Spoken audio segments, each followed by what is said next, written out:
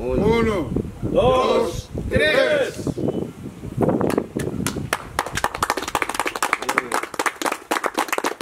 Dia ela se aya,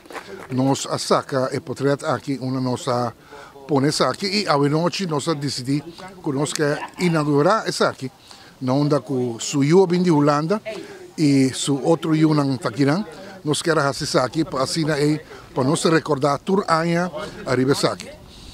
Lo qual me vou visitar é meu padrino e 100% tremendo persona com tauta estima tudo ainda de Dakota onde que tauta traha te ainda que Schengen e tauta traço handen arbeitan traço konan e na onda que tauta duna e skolnan de Dakota e tauta duna nang pumuchan wak e handen arbeit ko e porasi tremendo persona e vita bisa sempre nos estime e nos los sigue estime e turanya 5 de outubro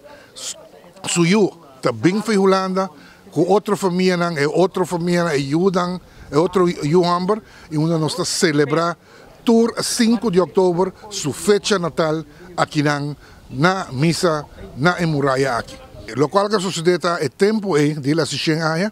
então nang busca uma pessoa que pode assistir aqui e verdade ela põe aqui e onda é celebração tauta na grande que nós acera e caia aqui onda brass band e também música tauta de full e caia aqui que nós podemos desfrutar de Schengen ainda ribopia ainda baleando e me bisabo vez mais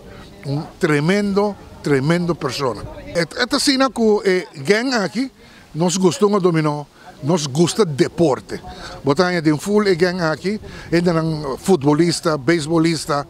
softballista, ainda não dominou e nós está celebrar junto com ele, assim é para nós mostrar o qual que é te sunco alanta para nós, que tota wak nós, ta hunga den e kaya aqui, nós tota hunga futebol, softball e e tota wak nós tunge. E me ta querer que elota aprecio pe também para wak nós junto a we, na onda com nós por dominó e celebrar a we vez mais na sua plaza. Por bisa, me quer agradecer enter pueblo de Dakota e Aruba pues un tour de tour banda tour gente bini onde na dula ng aporte pa asina ay nos por apone su portrait aqui nang pa asina nos celebra tour aya su fecha natal.